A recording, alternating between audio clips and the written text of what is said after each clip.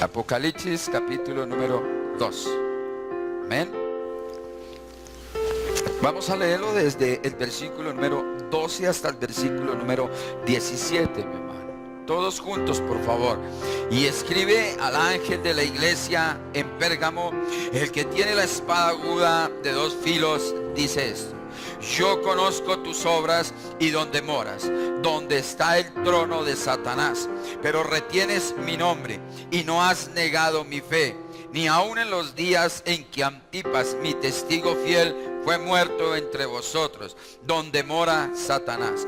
Pero tengo unas pocas cosas contra ti, que tienes ahí a los que retienen la doctrina de Balaam, que enseñaba a Balaam a poner tropiezo ante los hijos de Israel, a comer de cosas sacrificadas a los ídolos y a cometer fornicación. Y también tienes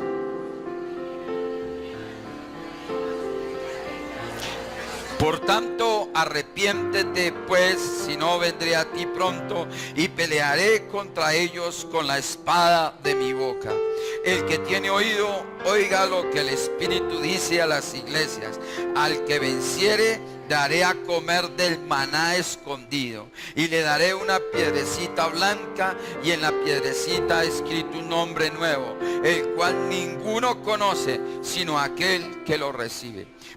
Estoy muy confrontado esta semana con la iglesia de Pérgamo.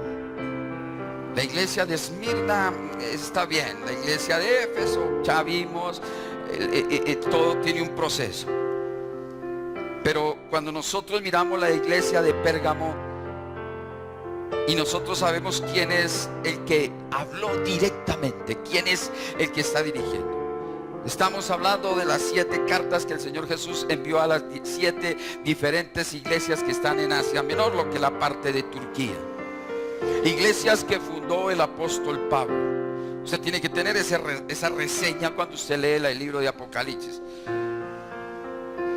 En estas cartas encontramos gran parte en estos mensajes de mensaje para la iglesia de ese entonces, pero para la iglesia de hoy, pero para su vida también. Ahí encontramos que Jesús mismo está hablando. Yo les he hablado a ustedes la gran diferencia que hay entre la palabra de Dios y la escritura que es todo este libro, pero todo es palabra de Dios, todo es para cumplirlo. Y todo, por eso dice Isaías 66, si algo yo tengo que pedirle a Dios es eso, si algo tengo y clamo todos los días es que yo pueda temblar ante su palabra, que yo pueda creer en su palabra, que yo pueda vivir lo que dice su palabra. Entonces son cartas dirigidas a iglesias, a congregaciones, a personas como usted y como yo. Seguramente a usted no le gustan muchas cosas de lo que yo le predico, y sé que es así. Muchos de aquí salen diciendo: no me gusta cómo habla, no me gusta cómo grita, no me gustan los términos que usa. Mire, ¿sabe qué? Usted viene a criticar o usted viene a aprender de la palabra de Dios. Porque si usted quiere aprender de la palabra de Dios, a usted no le debe importar las arandelas, a usted lo único que le debe importar es lo que el Espíritu le habla por medio de la palabra de Dios. Y eso es lo que lo debe edificar a usted, mantener a usted. Eso es lo que usted debe crecer. Eso es lo que usted lo va a sostener. ¿Para qué? Porque, pregunto, ¿cuántos creen que tienen la vida eterna? ¿Ves? Pregunto otra vez, ¿cuántos creen que tienen la vida eterna? ¿Sí? De nada, ¿sí o no? ¿Cuántos creen que tienen la salvación? ¿Ve? Si el Señor Jesús viniera en este momento, yo siempre lo he visto, lo he analizado, ¿no? Acuérdese que bíblicamente muestra en Moisés, la muerte de Moisés, ¿cierto? Allí está ese pasaje. ¿Se han leído a Moisés y cómo muere Moisés? ¿O qué pasó con Moisés? ¿Se han leído alguno ha leído eso? Dice que su cuerpo no aparece, no se sabe. Hay una lucha entre los ángeles y los demonios. ¿A dónde va a ir ese cuerpo? El cuerpo no se sabe, pero el espíritu, ¿a dónde va? Entonces, si usted en ese momento de agonía, en ese momento no sabe ni siquiera, ¿de qué le sirve estarse congregando? ¿De qué le sirve llevar una vida de religiosidad? Usted cambió de religión y solamente viene aquí porque tal vez le dan el abrazo, porque le consienten seguramente. Pero nadie todavía. Nosotros únicamente tenemos las arras de la salvación. Eso dice la Biblia. Solamente cuando estemos delante del Dios de los cielos, solamente cuando su Espíritu se presente delante de Dios, ese día Él determinará si sean buenas o sean malas las obras que hayamos hecho aquí en esta tierra. Pero nos vendieron el evangelio. Repita conmigo esta oración y usted ya es salvo. Segunda de Corintios, mi hermano, capítulo número 2, 1, 22.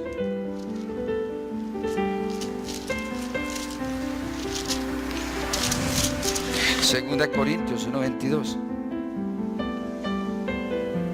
Versículo, leamos desde el 20, por favor. Porque todas las promesas, y si usted me quiere ayudar, le agradezco. Porque todas las promesas de Dios son en el sí y en el amén. ¿Por medio de quién? ¿Por medio de quién, iglesia? De nosotros. ¿Para qué? Cada vez que hay un milagro no es para que usted salte, es para que usted dé gloria a Dios. Ahí dice. No para que usted se mofe de sus bobadas. ¿Y qué sigue diciendo el versículo 21? Dice, y el que nos confirma con vosotros en Cristo, y el que nos ungió, ¿quién es? Ay, el pastor, es que ese pastor tiene una unción. No, el que lo unge, el que le da, el que lo sana, el que lo da libertad, se llama ¿quién? Jesús. Versículo siguiente dice que, y el cual también nos, ¿a qué? ¿Quién lo selló a usted? ¿El aceite? ¿El agua? No. ¿Quién? Ahí dice, el cual también nos ha sellado y nos ha dado las arras del Espíritu en nuestros corazones. Las arras, ¿usted sabe qué son las arras? ¿Usted cree que ya tiene la salvación porque usted dijo amén, porque usted hizo la oración de fe? No, mi hermano, la Biblia dice otra cosa. Según de Corintios 5:5, allá al antiguo, mírelo usted mismo.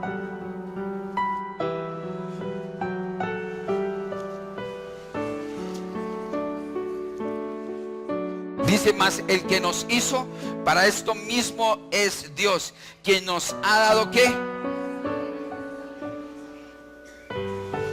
¿Quiénes creen que tienen ya la salvación? Por eso cuando nosotros leemos Apocalipsis otra vez, leas el versículo número 17. ¿Qué dice? 2:17.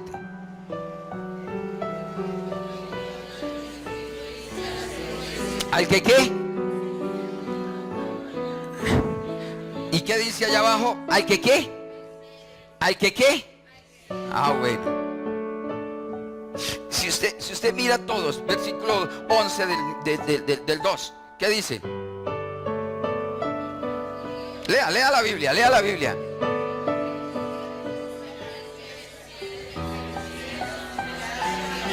¿Qué dice? Al que tiene oído, oiga lo que el Espíritu dice a las iglesias. El que qué.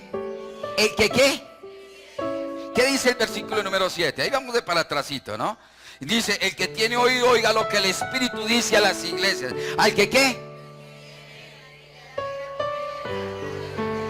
Ah, entonces repita conmigo, ya es salvo, ¿no? Ya tiene la salvación usted, ya soy cristiano. Mire, por favor, ni siquiera se atreva a decir que usted es cristiano. No seamos sucios.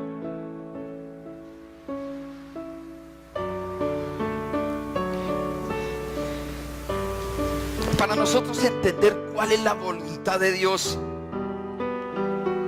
y si nosotros estamos o no estamos cometiendo pecado delante de Dios, porque muchas veces nosotros pensamos que todo lo estamos haciendo bien. O póngale atención y verá, nosotros muchas veces pensamos que lo estamos haciendo bien y estamos agradando a Dios, pero no nos estamos dando cuenta que con eso nosotros estamos desagradando a Dios y cometiendo el pecado. Aquí lo que quiere mostrar Mire, son 7 iglesias. De las 7 iglesias, 5 iglesias son reprendidas, 2 iglesias son alabadas. Ya vimos 3, vamos con esta, la tercera iglesia. A esta iglesia de Pérgamo Dios la reprende.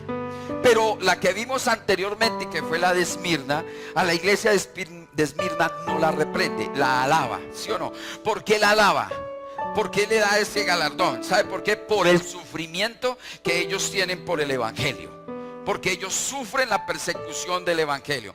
Pero la iglesia de Éfeso le dice, le pega una reprimenda terrible. ¿Sabe cuál es? Porque has dejado tu primer amor. Y la segunda ya aquí está diciendo, ¿no? Entonces habla en el versículo número 12. Y escribe al ángel de la iglesia en Pérgamo, el que tiene la espada aguda de 2 files, dice esto. Entonces, ¿cómo se presenta él en este momento? ¿Cómo se está presentando Jesús en este momento? Entonces se presenta que el que tiene la espada. Imagínese que usted se encuentra con una persona, usted levanta la mirada y usted se encuentra con una persona que tiene una espada así de frente. ¿Usted qué hace? Mire la forma como se le presenta inmediatamente a la iglesia de Pérgamo. ¿Cómo se le está presentando? Como juez.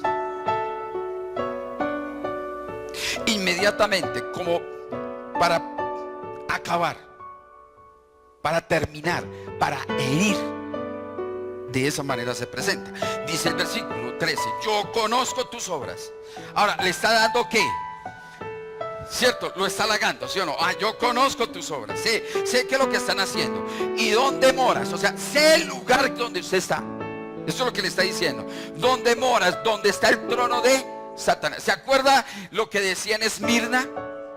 ¿Se acuerdan qué decía? ¿Dónde está la iglesia de Esmirna? ¿Dónde está la sinagoga? ¿Por qué la sinagoga? Porque los judíos, óigame, porque los judíos se reunían para criticar la iglesia, para burlarse de la palabra. Eso era la sinagoga de Satanás. Pero aquí, ¿qué le está diciendo? Le dice, ¿qué es lo que dice ahí? ¿Dónde está qué? El trono de Satanás. Ya voy a explicarle qué es el trono. Jesús, ¿dónde está? Él está sentado en el trono. Trono, usted lleva la imagen de silla, ¿sí o no? De oficina, de escritorio, ya, le voy a mostrar esa parte. Dice, ¿dónde está el qué? Trono de Satanás. Siguiente, dice, pero retienes. Oiga con eso. Mucha atención. Pero le dice, pero retienes mi nombre y no has negado mi fe, ni aun en los días de Antipas, mi testigo fiel, fue muerto. Ok, listo. Siguiente versículo. Pero tengo unas cosas contra ti, que tienes. Ok, bueno, déjame ahí. Entonces les da un halago. Dice, retiene mi nombre. Pregunto, ¿cuántos saben que Jesús es el nombre de Dios? Igual. ¿Cuántos saben que Dios es más grande que los cielos de los cielos? ¿Cuántos saben que Jesús vino a darnos vida espiritual? Sí, todo eso lo sabe usted. Que Jesús es Dios, ¿cuánto lo creen? Que los ángeles están para el servicio nuestro. Amén. Que el Espíritu Santo es el que nos unge para que nosotros prediquemos. Amén. Y eso era lo que la iglesia de Pérgamo estaba diciendo. Sé que retienes mi nombre. Usted conoce de todo. Usted conoce de la Biblia. Aún más, ¿usted sabe qué dice Juan 1:12? ¿Ves? Eso no lo sabemos. No sabemos ya pasajes bíblicos. Pero tengo contra ti. ¿Qué dice él? Entonces ya lo dice. Versículo 14, léalo. Pero tengo unas pocas cosas contra ti, que tienes ahí a los que retienen la doctrina de Balaán, que enseñaba a Balaam a poner tropiezo ante los hijos de Israel, a comer cosas sacrificadas a los ídolos y a cometer fornicación. Y también tienes a los que tienen a la doctrina de los nicolaitas, la que yo aborrezco. Por tanto, arrepiéntete, pues si no, vendré a ti pronto y pelearé. ¿Qué va a hacer él? ¿Qué va a hacer él? Entonces, si no se arrepiente, ¿qué hace él? ¿Qué va a hacer? ¿Qué dice? ¿Qué dice? ¿Va a hacer qué? No, ahí dice, pelearé. Pelee usted contra Dios. Pelee como lo ha hecho. Es que ese es mío, esa es mi mujer, esa es mi novia, eso es mío. Eso es lo que se está haciendo, peleando con Dios. Es que yo quiero eso, es que yo anhelo eso, eso es lo mío. Usted está peleando con Dios. ¿Quién pierde?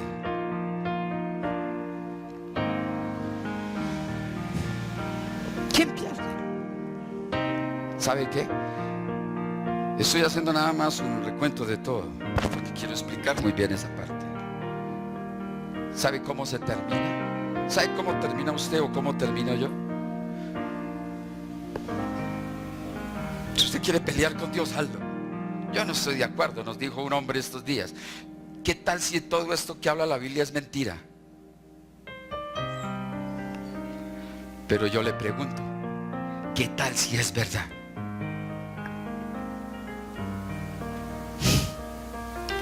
Y yo sé que es verdad. Entonces, ¿sabe? Termina en una clínica llena de mangueras. Termina con un cáncer. ¿Quiere pelear con Dios? En miseria, en ruina.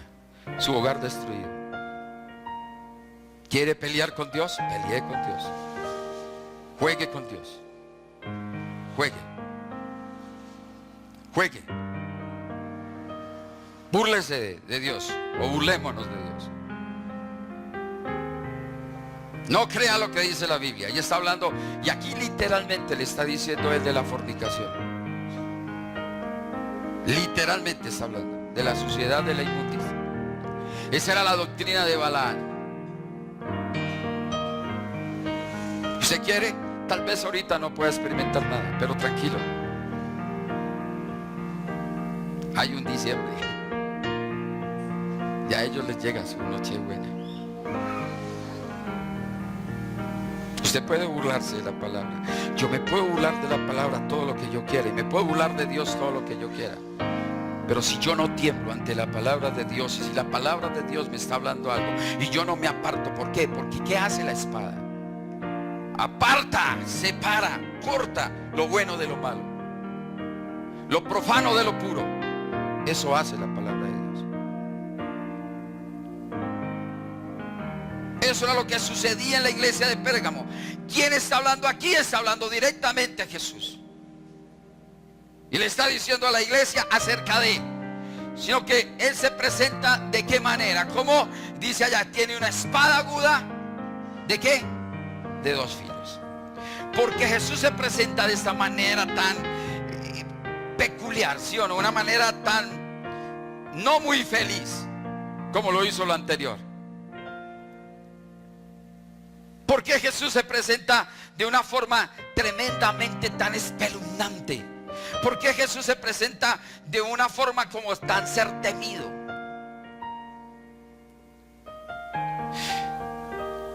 Hebreos capítulo número 4, versículo número 12.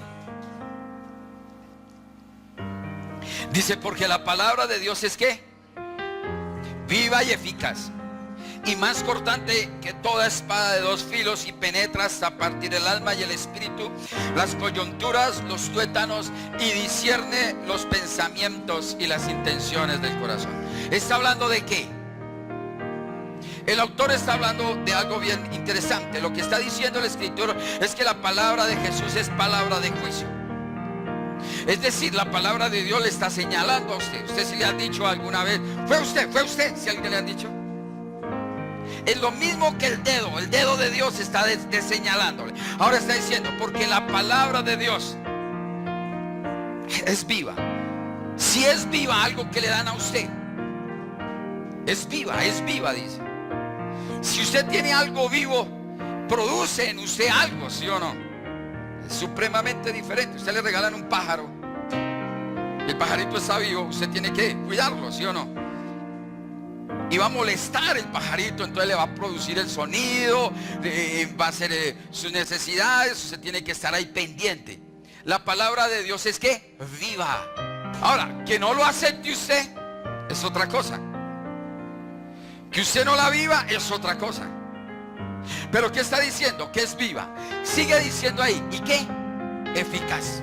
O sea, no hay margen de error, sino que por la cual fue enviada se va a producir un efecto. Es eficaz, produce. Usted se burla de la palabra, tranquilo, también yo me reiré de usted, dice Jesús. Usted toma esta palabra, ignora esta palabra, tranquilo, ya hay condenación para los que no creen en esta palabra. Tranquilo. Ah, pero me está yendo bien. Sí, Satanás hace muchos milagros y lo va a enredar fácilmente para que usted no crea esta verdad. Sí, no se preocupe. Está llevando una vida de doble ánimo. Sí, tranquilo, no se preocupe. Entonces él está diciendo aquí, porque la palabra de Dios es que viva y eficaz, y es más cortante que toda espada de dos filos. Y dice, y penetra hasta partir ¿qué? El alma. ¿De qué está hablando él? Las emociones. Le quebranta a usted su intelecto, le quebranta a usted su voluntad. Usted va a salir renegando contra mí. Usted va a salir renegando de ese lugar. Si ve, ya me las echó a mí. Si ve, mire lo que pasa. Si ve, mire lo que sucede. A mí era lo que tenía que suceder. Yo mejor no vuelvo allá. No, tranquilo. Hay otros lugares donde le pueden consentir su alma. Hay otros lugares donde le pueden consentir sus necedades. Hay otro lugar, sí lo hay muchos lugares. Sí, donde la doctrina de Balaán está constante, donde la doctrina de los nicolaitas es una constante. Sí, puede ir, no se preocupe. Donde no haya legalismo, seguramente usted podría decir en este momento. Lo que entonces la palabra está diciendo es que Él separa lo impuro de lo puro. Cuando la palabra llega a su espíritu, debe confrontarle que lo impuro que hay en usted para volverse ¿qué? Puro delante de Dios. Y si no, no estaría sucediendo nada con la palabra. Nos llenamos de tanto intelecto. Saca lo falso de lo verdadero. Entonces produce la palabra de Dios en mí lo puro, y va desechando, porque va cortando, va quitando de en medio todo. Es precisamente el poder que tiene la palabra, porque Él es el juez, porque Él es el poderoso, porque Él tiene juicio, porque Él envió esa palabra para juicio sobre nosotros. Ahora, todos conocemos y hemos leído ese pasaje, ¿o no es así? Pero ¿por qué? ¿Por qué dice ese pasaje bíblico? ¿Por qué Dios, o mejor el autor de este libro, que es palabra de Dios, ¿por qué? ¿Por qué lo determina de esa manera? Mire lo que dice el versículo número 13. Míralo usted mismo, por favor. ¿Qué dice? Y no hay cosa creada que no sea manifiesta en su presencia. Antes bien, todas las cosas están desnudas y abiertas a los ojos de aquel ¿a que qué? Entonces usted no puede decir yo no sabía eso. Usted tiene un día que rendirle cuentas a Dios. Es porque Jesús es el juez, y a Él usted y yo tenemos que presentarnos. ¿Por qué le envió? Porque Él viene a juzgar ¿a quiénes?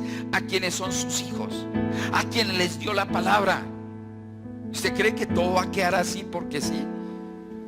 Usted se dirá en este momento, bueno, y los que no predican esta palabra y los que hablan otra cosa, no se preocupe, también hay palabra para ellos, también Dios determinó sobre ellos. Pero mira lo que dice Apocalipsis capítulo número 19, versículo número 15, referente a lo que está diciendo, cómo se presenta Él, porque aquí está hablando nada más ¿Cómo se presenta Jesús? ¿De qué manera se está presentando Jesús? Aquí ya no se presentó como la iglesia de Esmirna, que dice yo soy el primero y el último. Aquí no se presenta como el que estuve vivo, el que estuvo muerto y ahora vive, ¿no? Aquí no se presenta de esa manera. Aquí se está presentando de una manera que, como un juez. Y le está diciendo en Apocalipsis 19:15, de su boca sale una espada aguda. Para herir. ¿Para qué la espada? Cuando dice que va a juzgar a las naciones, dice las va a herir. O sea, imagínese cuando Jesús venga, cuando Jesús se tenga que presentar delante de usted, ¿cómo se está presentando a la iglesia de Pérgamo? ¿Cómo? Con una espada. ¿Por qué? ¿A quién va a herir? ¿A quién? ¿Al mundo? ¿A quién lo va a herir? ¿A quién? Él le dio el derecho, Él le dio la oportunidad a usted de tener la salvación y la vida eterna. Los de afuera no, ellos no saben nada de esto. Es a usted, es a mí. Porque nos dio el derecho de la salvación. Entonces, para el derecho de la salvación, el que tenga oídos que oiga, ¿no? Y el que venciere. Y si no va a vencer, yo tranquilo, yo también le voy a tener. Pero si vence, también le voy a dar un premio, ¿sí o no? Si no vence, si usted dice, no, esto es muy duro para mí, yo la verdad no quiero, tranquilo, ya con el solo hecho que usted recibió y ya no resiste hasta el final, tranquilo, lo van a herir con esa espada. Y es la espada que sale de la boca de Dios. ¿Cuál es esa boca? ¿Cuál es esa espada? Es esta. Ahí está. Y lo dijo, ¿sí o no? Los hechiceros, ni los borrachos, ni los maldicientes, ni los fornicarios, ni los que se echan hombres con hombres, ni mujeres con mujeres, no heredarán el reino de los cielos. Eso dice la Escritura. No invente, pastor. No, pues lea la Biblia. Lea la Biblia. No, pero yo hice la oración de fe. Ay, el diablo también es un mentiroso. ¿Y sabe cómo le voy a juzgar? ¿Sabe cómo se presenta él? Con una espada. Le va a herir. Le va a herir a usted. Me va a herir a mí. ¿Por qué? Porque no tiemblo a su palabra. Porque me da lo mismo. Hoy puedo decir, yo quiero cambiar. Mire, nosotros vivimos de emociones, iglesia. Y hay veces estamos con una emoción aquí así, con un sentimiento por el Señor, que solamente con escuchar una alabanza se me esgajan las lágrimas, una predicación seguramente, y lloramos. Yo he visto llorar, yo he llorado, todos hemos llorado y aplaudimos, sentimos la presencia de Dios. Sí, chévere, espectacular, pero ¿sabe qué? Allá afuera se nos olvida.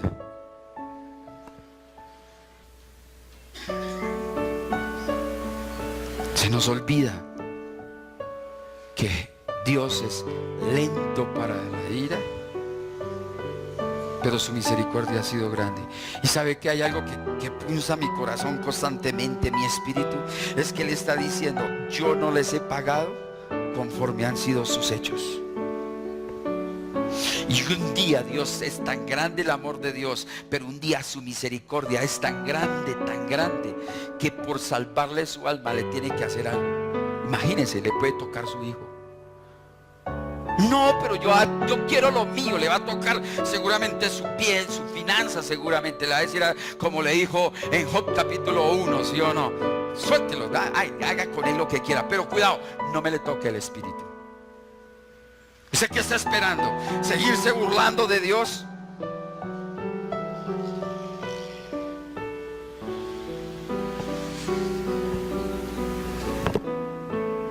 Les estaba diciendo que les iba a dar una ¿qué? Disciplina. Esta mañana leíamos en Hebreos capítulo 13. Si hay algo que usted tiene que tener en cuenta, y es decirle, Dios, gracias cuando tú me disciplinas, Señor. No podría hablar acerca de la fundación de la iglesia de Pérgamo, porque realmente no habla de la fundación de la iglesia de Pérgamo. Lo que sí, seguramente mirando yo, me puse a analizar un poquitico Hechos de los Apóstoles. Solamente cuando Pablo visita Asia Menor en capítulo 19 de Hechos de los Apóstoles podría determinar perfectamente que cuando funda la iglesia de Éfeso queda muy cerquita la iglesia de Pérgamo. Entonces podría determinar que en ese momento fundó la iglesia de Pérgamo, pero literalmente, digamos, textualmente no dice cómo la fundó, no hay fundación. Pero sí hablamos de qué, del lugar de donde está ubicada la iglesia de Pérgamo. Es ubicación, miramos, y eso tiene que, nosotros contextualizamos de esa manera para poder tener un concepto claro acerca de dónde está ubicada la iglesia. La iglesia de Pérgamo, para que usted lo sepa, está más o menos a 25 kilómetros del mar Egeo. No era como seguramente lo hablaba de la iglesia de Éfeso, en la Cosmopolitan, que era la iglesia de Éfeso. Mucho menos está hablando lo que era la belleza que tenía la iglesia de Esmirna, no lo está hablando. Pero hay que tener en cuenta que la iglesia de Pérgamo es la capital de Turquía, del Asia Menor, es la capital. Por lo tanto, no se llama, en este momento no se llama Pérgamo, tiene un nombre que se llama Bergama, así se llama la ciudad, Bergama en este momento. Entonces, hay una peculiaridad en este momento acerca de ello. La iglesia de Éfeso y las otras iglesias de Esmirna están en una llanura, ¿sí? Pero la iglesia de Pérgamo está, como decir, en una montaña. ¿Por qué allá en lo alto? Ya le voy a explicar por qué. En una montaña, lo más alto de una montaña. De hecho, todas las iglesias, las demás iglesias, pueden mirarla. Pueden mirar a Pérgamo fácilmente porque por sus cuatro costados, porque ella está muy bien construida. Hay unos templos bien espectaculares en Pérgamo. Entonces todo el mundo puede acceder allá fácilmente. Hay mucha historia de eso. Ya le dije, estaba allí en el lugar alto. ¿Por qué estaba ahí en ese lugar alto? Porque construir en ese lugar la iglesia en esa parte, yo le preguntaba también. Pérgamo, porque en Pérgamo existía la biblioteca más grande del mundo. Acordémonos que habíamos hablado en Esmirna, allí existiera el teatro más grande. Aquí existe la biblioteca más grande del mundo. Resulta que en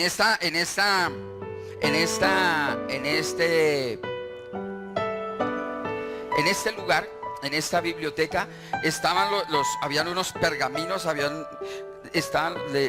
unos, cuando hablo de pergaminos, acordémonos que Pérgamo quiere decir pergamino. Ellos se jactaban de tener los volúmenes más poderosos que habían allí. En Pérgamo habían muchas universidades. Aquí ya entro en materia. Habían muchas universidades, habían muchas escuelas. Escuelas como de traducción de idiomas. También existía la escuela más importante de medicina. Allí nace lo que es la medicina, en Pérgamo. Le va a presentar esa parte. Yo no lo sabía. Uno cuando estudia pues aprende tantas cosas. Los que son médicos, los que ellos dicen que hacen un juramento y eso se llama un juramento. ¿Cómo es que dicen? Hipocrático. Se llama eso, un juramento hipocrático. ¿Por qué? Porque juran, porque el primer hombre más importante que hay allá en la medicina se llama Hipócrates. Entonces según ellos hacen ese juramento allá con la situación. Pero aparece un segundo hombre importante en cuestión de medicina que se llama Galeno. De ahí que a los médicos se le llamen galenos. ¿Dónde sale eso? En la iglesia de Pérgamo. Pero esto tiene más historia profunda. Esto es más allá de lo que le pueda decir. Entonces, ¿qué nace allá? En toda esta ciudad, entonces nacen grandes científicos, grandes hombres de medicina. La medicina empieza allá. Pero hay algo bien interesante. Lo interesante de todo esto era la idolatría que había en Pérgamo. La idolatría tan terrible que había. Habían templos de Atenea. ¿Se han escuchado ustedes Atenea? Habían templos de Atenea, de Esculapio. El templo a Dionisio, o el mismo Dionisio es Baco. Ojo con esta parte, el dios Baco. El dios Baco, ¿usted sabe quién era el dios Baco? ¿Sí o no? El dios del licor. Pero mire lo que sucede aquí. Había templos y entre esos estaba el templo, uno de los templos más grandes en Pérgamo. Era el templo a Zeus. En toda la punta del cerro, en toda la punta de allí estaba el templo más grande, el de Zeus. Zeus con Z. Usted mira allá, mire, usted todo eso lo puede mirar en internet. Usted puede estudiar esa parte y va a encontrar muchas cosas más de lo que yo le estoy diciendo. Zeus, dentro del panteón griego, era el dios supremo. Encontramos aquí la gran cuestión de idolatría. En Apocalipsis capítulo 2 versículo 12 dice: y escribe al ángel de la iglesia en Pérgamo, el que tiene la espada aguda de dos filos, dice esto: yo conozco tus obras y donde moras, donde está el trono de Satanás, pero retienes mi nombre y no has negado mi fe, y aún en los días en que Antipas, mi testigo fiel, fue muerto entre vosotros, donde ¿qué? Mora Satanás. Yo conozco tus obras y donde tú moras. O sea, le está diciendo a la iglesia de Pérgamo: yo sé en el lugar que usted está. Imagínese Dios donde coloca siempre una iglesia. ¿Se acuerda de dónde construyó la iglesia de Éfeso? El lugar de Éfeso, ¿sí o no? Terrible. Era un sitio, una cosmopolitan, donde hay de todo, comercio, donde hay de todas las cosas. En Esmirna, idolatría, ¿se acuerdan? Allí coloca una iglesia a Dios siempre. En Pérgamo está colocando donde hay una idolatría, donde están los principales templos. Es que Jesús vino en medio de la oscuridad, y en medio de las tinieblas y en medio de la oscuridad debe haber plantado algo que dé luz. Y nosotros estamos plantados, y usted está plantado para dar luz, no para hacer tinieblas. Eso era lo que estaba haciendo Dios. Entonces, en medio de toda esa situación, le está diciendo. Entonces dice: establece el fundamento de su elogio. Entonces lo está, oiga, lo felicito a la iglesia de Pérgamo, porque ahí en ese lugar, en Pérgamo, en ese lugar, es un lugar de idolatría. Es un lugar bien fuerte donde está ¿qué? El trono de Satanás. ¿Qué está hablando ahí? Cuando él está hablando del trono, no se está refiriendo a la silla, ¿no? Uno se imaginaría, es que dice: está sentado en el trono, dice así la canción, ¿no? Eso tiene hasta algo de malo, porque no es así. El trono quiere decir su poder y su autoridad. Eso quiere decir la autoridad y el trono. Es la única parte donde menciona en la Biblia acerca del trono, porque el trono, ¿a quién le corresponde? Solamente a Jesús. Pero mismo Jesús le está diciendo a la iglesia de Pérgamo, le está diciendo: yo sé dónde está usted, dónde está ubicado. O sea, si ve el elogio que le está haciendo a la iglesia, yo sé el elogio, yo considero la posición en que está usted, yo la considero. En otras palabras diría el Señor Jesús así: yo sé las luchas que usted tiene, yo sé lo terrible que está usted, yo lo entiendo prácticamente. Entonces le está diciendo: tú vives donde está el trono de Satanás. En la palabra trono se refiere al poder, a la autoridad que tiene para gobernar. Usted sabe que Satanás no es omnipresente. Oiga con eso, el único que es omnipresente es ¿quién? Nuestro Dios. Nuestro Dios tiene una deidad, es omnipresente, omnipotente, es todopoderoso, ¿sí? Y es omnisciente, todo lo sabe, todo lo puede, todo lo sabe, y en todo lugar está, y es eterno. Mientras que Satanás no es omnipotente, Satanás no es omnipresente, Satanás no es eterno. Un día va a dejar de existir, un día va a ser. Entonces, ¿ahí qué hace él? Donde establece su trono, donde él empieza a gobernar.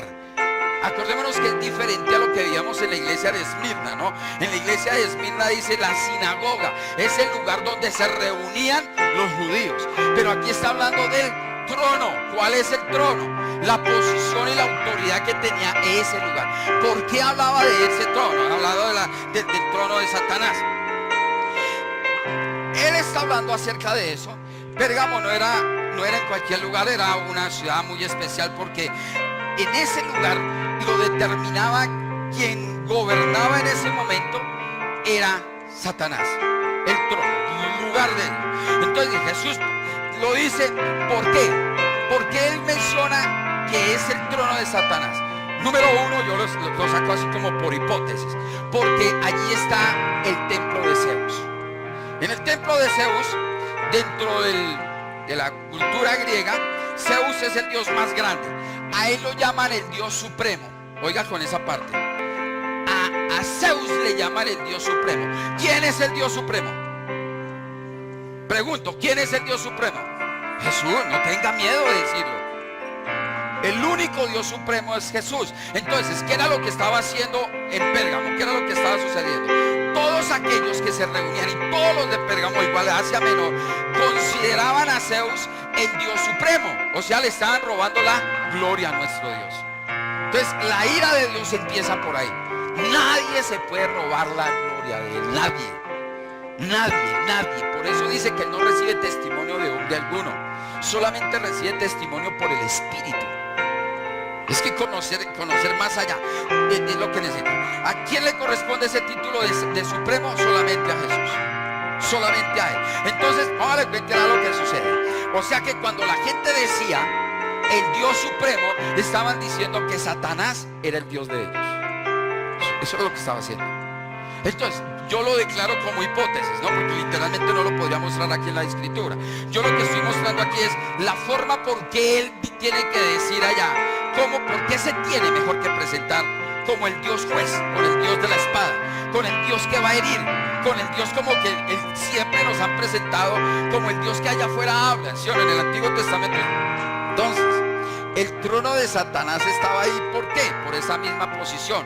Aquí se le otorga aquí el título que Jesús, o mejor que ellos, y el celo que Dios le da es porque la gente toma a Satanás como el ser supremo. Y ahí estaba la situación. Aparece otro templo. A diferencia de Esmirna, ¿se acuerda que en Esmirna era la calle de oro por donde ellos iban?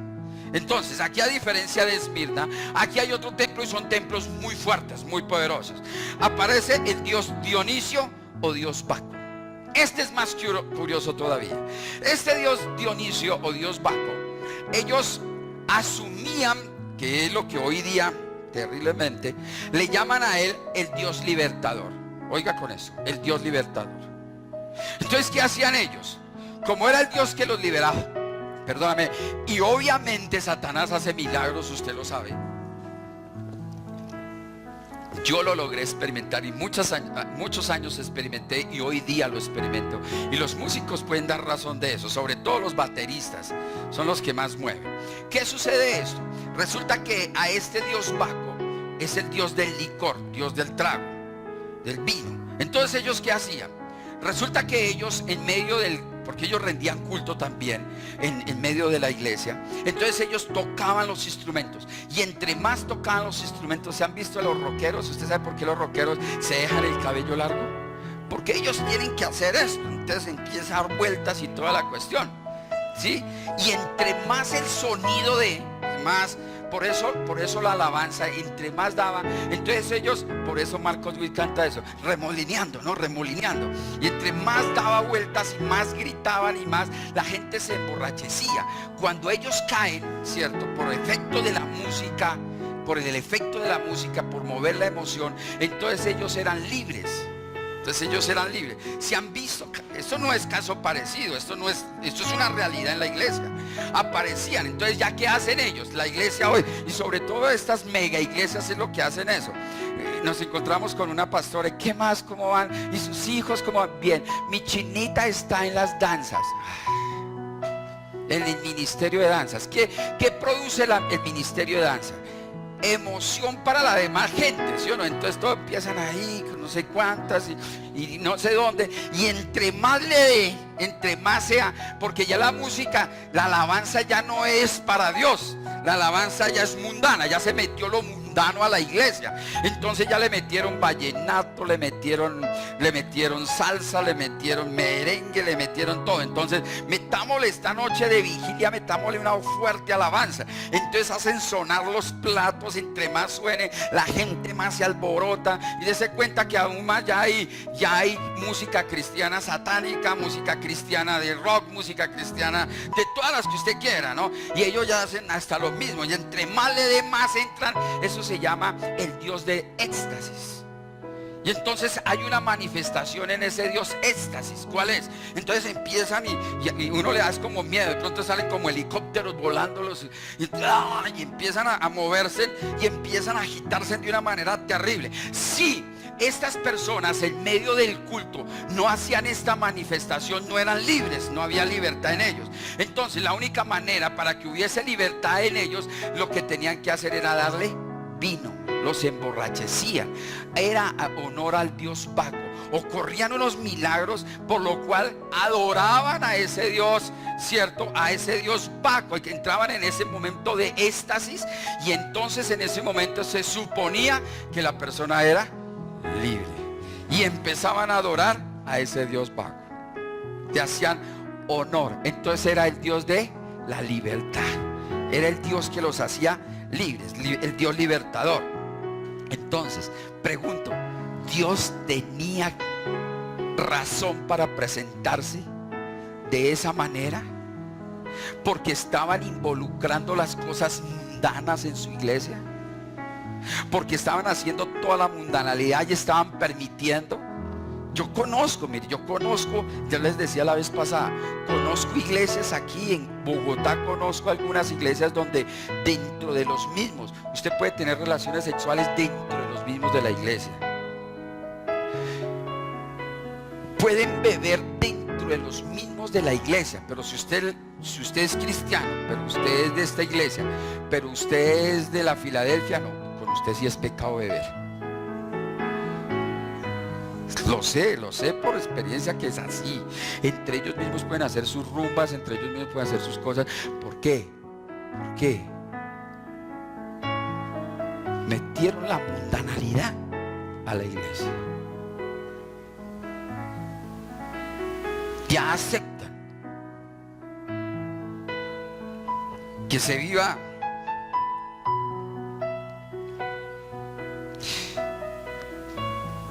aparece otro, aparece por allá uno más terrible todavía, aparece Esculapio. Oiga con eso,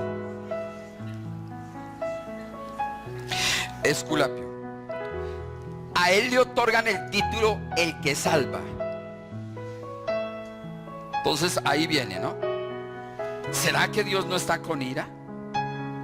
¿Será que en este momento, no le estoy hablando del mundo en general?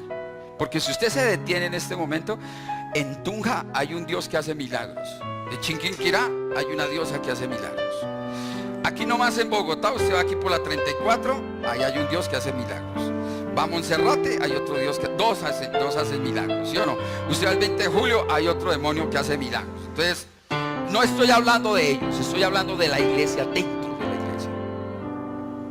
O sea, la espada no es para ellos. Ellos ya están allá cortados. La espada es para usted y es para mí. La exhortación no es para ellos, la exhortación es para usted y es para mí.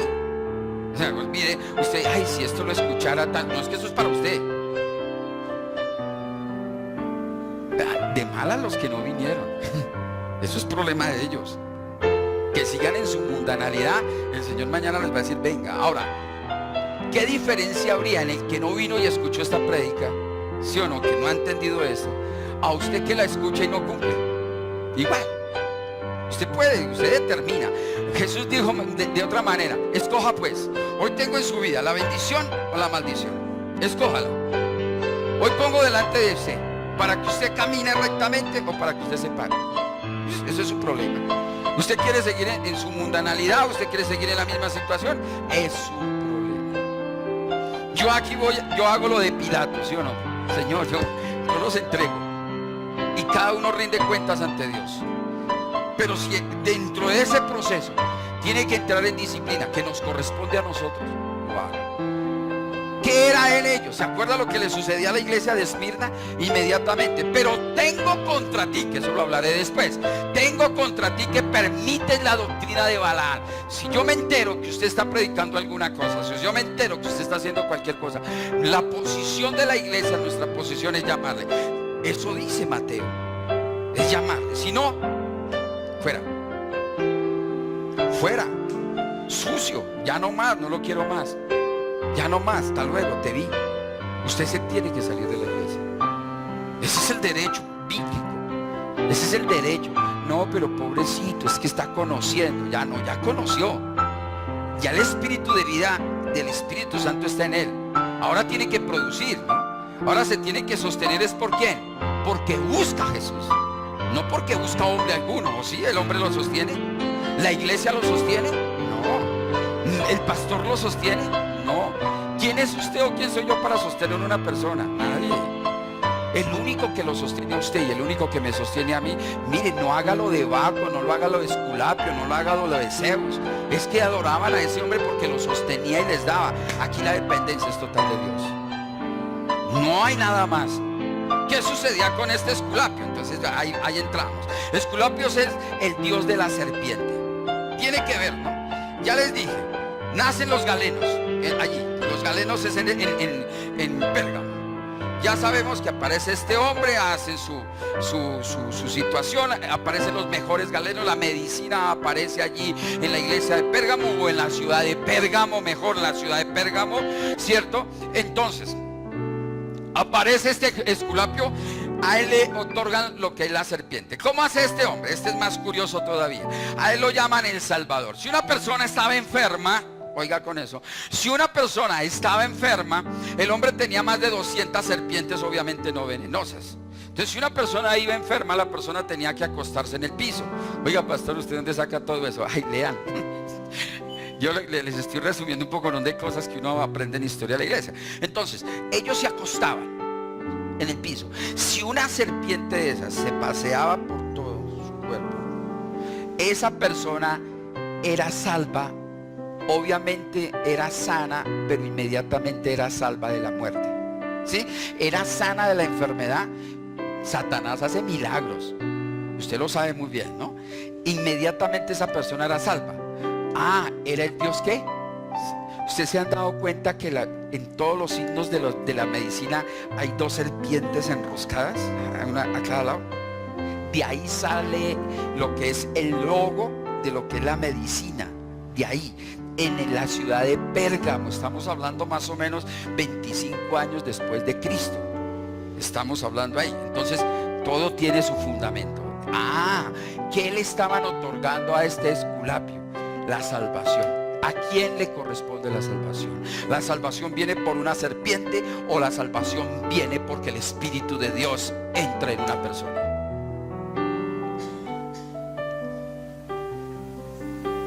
Mire, la medicina jamás cura una enfermedad, ¿o sí? La medicina trata la enfermedad, controla, pero el único que cura la enfermedad se llama Jesús. Es el único. Eso dice la Biblia. Por mis llagas fueron curados. Nadie más puede curar una enfermedad. Apareció ya, pero nosotros tenemos, por eso le dice a la iglesia de Esmirna, aunque ustedes son ¿qué? Pobres, son más ricos. ¿Por qué son ricos? ¿Usted por qué es más rico? Ay, porque tengo 2 casas, porque tengo ahora 3 restaurantes, porque me cambié de carro. No está hablando de eso.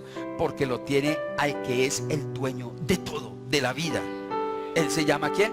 Jesús. Entonces, eso es lo que estaba diciendo ahí acerca de ello. Entonces, usted ya entiende, ¿no? A pesar de la idolatría, ¿qué le dice? Versículo número ¿qué? Yo conozco tus obras y sé que es lo que está pasando. Ahora, menciona a alguien en el versículo número 13. Yo conozco tus obras, lea conmigo, y donde moras. ¿Usted ya entiende por qué le está diciendo donde moras? ¿Sí ya entiende? Ahora sí entiende el por qué Dios tenía que presentarse, o mejor Jesús tenía que identificarse con la iglesia de Pérgamo de esa manera, con una espada de doble filo. ¿Por qué? Porque la ira de Dios tenía que llegar. Tenía que cortar toda la inmundicia que había por la idolatría. Y yo no estoy contando nada más allá, porque ahí dice, pero tengo contra ti. O sea, les halaga porque la iglesia está fundada o está en un lugar muy idólatra, donde tienen otros dioses terribles, ¿sí o no? Terrible cuando usted se para allá en la puerta y la gente para en el taxi allá, no le estoy diciendo mentiras, y paran aquí y le empiezan a escuchar el evangelio. No, aquí no es allá al otro lado.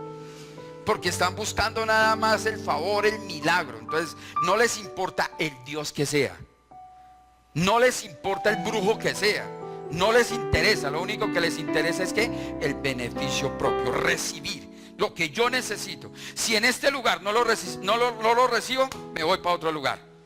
Así es el mundo cristiano, mi hermano. Es que la alabanza de aquí no me gusta, me voy para otro lugar. No, es que el predicador no me gusta, me voy para otro lugar. Es que siempre hablan de la vida espiritual ahí. Yo necesito es que me hablen de plata, porque yo necesito, también. Entonces buscan otra cosa, pero no están buscando. Ahora, ya quiero terminar con esta parte. ¿Quién era Antipas? La Biblia no registra quién era Antipas, pero es un mártir de la iglesia. encontré un dato bien interesante, ¿no? Al hablar hay unos hombres, si usted quiere anotarlo allá, se llaman los angiógrafos. ¿Quiénes son los angiógrafos? Son hombres que estudian la historia de la iglesia, acerca de los santos de la iglesia. Estos hombres, hay dos hombres que aparecen allá, yo no los conozco, no sé quiénes serán, pero se llama Simón Motrafastre y Volandistas, se llaman, es un grupo de los volandistas. Estos hombres investigaron acerca de Antipas. La Biblia no registra. La Biblia me registra de un mártir perfectamente que se llama ¿quién? Esteban. ¿De acuerdo? Hay un hombre llamado Esteban que es un mártir de la iglesia. Pero este Antipas, usted lo mira allá, versículo número ¿qué? 13, nuevamente, estamos hasta ahora hasta el 13. Yo conozco tus obras. Ya sabe usted cuáles obras, ¿no? Hablan de Jesucristo, predican de la palabra, pero son idólatras. Dice, y donde moras, donde está el trono de Satanás. O sea, el gobierno satánico. ¿Por qué? Por la idolatría, porque se está robando la gloria de Dios. Y dice, pero retienes mi nombre. Ya sabe usted, predican, hablan de Jesús, espectacular. Hasta ahí es una iglesia cheveronga, ¿sí o no? Porque pues, oh, es tremendo. Y le dice allá, y no has negado mi fe. Hablan del evangelio, ni aún en los días. Oiga, le voy a comentar esta parte. Resulta que estos historiadores, estos hombres allá, porque esto no lo puedo decir que está en la Biblia, pero reseñas que hay de Antipas, porque me lo menciona la Biblia, usted lo ve ahí, en los días en que Antipas, mi testigo, ¿qué? Fiel. Mi testigo fiel. ¿Qué dice allá? La forma como murió Antipas. Y yo lo voy a poner de este ejemplo. Antipas es un hombre dentro de la iglesia, que está aferrado a la iglesia, que conoce los principios bíblicos, que sabe el poder de la palabra, la autoridad de Jesús, y hasta dónde tenía que llegar él, hasta hacer que muerte, muerto por Jesús. Resulta que cuentan estos historiadores y dicen que en Manhattan hay uno de esos, la verdad no sé, hay unos toros de bronce. Esos toros, eso era una forma. ¿Se acuerda cómo sacrificaban en Esmirna a los cristianos? ¿Se acuerda? Los desmembraban, ¿verdad? Que los cogían, lo que hacía la Santa Inquisición aquí en Cartagena, que eso era contrario a lo que la vida. Allá los cristianos, ¿qué les hacían? Escúcheme y verá. A los cristianos los cogían y les aplicaban aceite y les prendían candela y eran las antorchas humanas en medio de los coliseos. Esa era la forma que hacía si no negaban a Jesucristo. Niegue a Jesucristo y no le va a pasar nada. O lo echaban al foso de los leones. Entonces lo metían allá y le sacaban 4, 5, 10 leones que se lo comieran, y hasta ahí fue el cuento. Pero a este Antipas, óigame, a este hombre, según cuentan los historiadores, a este hombre le dijeron: niegue a Jesús, niegue a Jesucristo. Él dijo: hasta la muerte. Igual que usted y yo, hasta la muerte. Igualito. Lo meten dentro de la barriga del toro de bronce y le prenden candela al toro. Dicen que en Estados Unidos, creo que es en Manhattan, la verdad no sé, dicen que allá hay un toro, todavía existe un toro de esos. ¿Alguien ha ido allá? ¿Lo ha visto? O investigue, usted me ayuda con esa parte. Le dice que allá los meten a todos los que son cristianos y los queman. Y todos alrededor, imagínense, ahorita en este momento, ¿no? Aquí vamos a colocar una hoguera, o no, que no sea una hoguera, pero por lo menos que entrara alguien con un revólver, ¿sí o no? Y le dijera: ¿sabe qué? Renuncia a Jesús.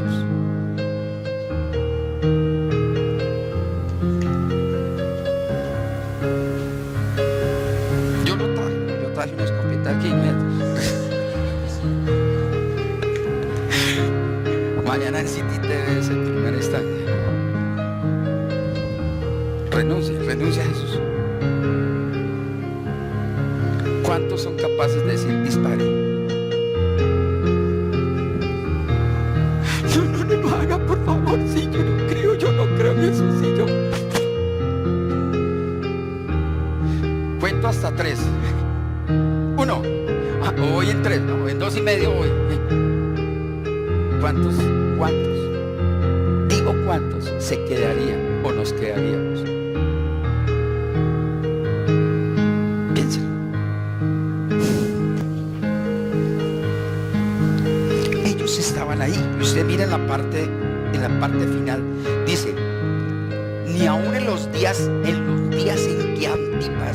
mi testigo fiel fue muerto entre vosotros, donde mora Satanás. Porque había muchos de la iglesia en Pérgamo que eran cristianos realmente, y muchos de ellos se dieron cuenta de lo que había sucedido con Antipas. Por eso lo coloca de ejemplo, por eso lo está mostrando como ejemplo a este Antipas, ¿no? La Biblia no menciona más acerca de este hombre, no hay otra referencia a cual yo pueda decir. Es la reprensión y la confrontación que Dios le habla a la iglesia, a estos cristianos. ¿Usted cuánto es capaz de retener el nombre de Jesús en medio de un mundo tan perverso, tan malvado que hay en este momento? Dice la iglesia mundana. ¿Por qué? Ahí entra ya el tema. De hoy en 8 días hablamos acerca de por qué le está diciendo que es la iglesia mundana. ¿Por qué? Entonces quedamos ahí en el versículo número 14. Pero tengo unas pocas cosas contra ti. ¿Cuáles son esas cosas? Ya la dejo para de hoy en 8 días. Pero yo quiero que usted se ponga sobre sus pies en este momento. ¿Cómo está usted delante de Dios, mi hermano, en medio de un mundo de idolatría? Su confianza está puesta en quién, mi hermano. Deje su Biblia, descanse su Biblia, por favor. Su confianza está puesta en quién, mi hermano. Usted, ¿quién es su Salvador? ¿Usted a quién le cree? ¿Usted tiembla a la palabra, mi hermano? ¿Usted realmente vive por la palabra? Hable con él.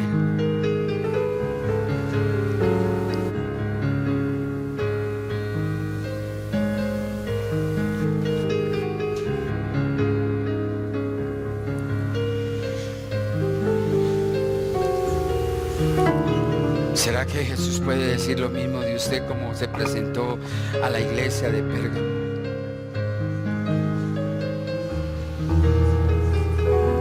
Que si se presentara con la espada de doble filo,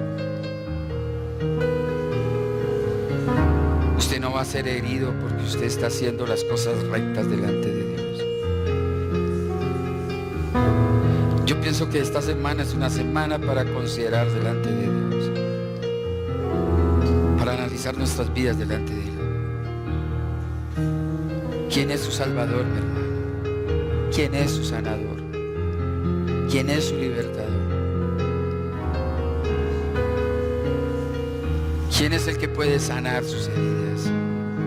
¿Quién es el que puede traer paz sobre su vida? ¿En quién tiene usted puesta la confianza? ¿En quién, mi hermano? Usted verdaderamente está dando testimonio de un Jesús que desde la eternidad hasta la eternidad sigue siendo Dios, omnipotente, omnisciente, omnipresente, eterno. Usted puede confiar directamente en Él. Y le hago una pregunta para que usted considere. ¿Usted está dispuesto o dispuesta a que Él haga una transformación en su vida? En que usted pueda negarse a usted de lo que usted es, de la mundanalidad que usted tiene, para servirle al Dios del cielo. Para usted realmente creer y temblar a su palabra. Y que por encima de sus caprichos y por encima de sus credos y que por encima de su ego y suyo, Dios pueda transformar su vida. ¿Usted está dispuesto, mi hermano? ¿Usted está dispuesto a que el día que Dios le llame a usted, usted se pueda presentar limpiamente delante de Él? Usted se pueda presentar de una manera tan digna delante de Él. Usted lo puede hacer, mi hermano. Usted está dispuesto. Si usted está dispuesto, nomás levante sus manitos hacia el cielo. Dile: Señor, yo quiero que tú quites mi mundanalidad. La Biblia dice: arrepiéntase. Arrepiéntase, mi hermano. Porque lo que vamos a entender de hoy en 8 días y lo que vamos a entender a través de la palabra va a ser aún todavía más fuerte, iglesia. Y seguramente a muchos de nosotros no nos va a gustar. Pero tener que negarnos por amor a su nombre.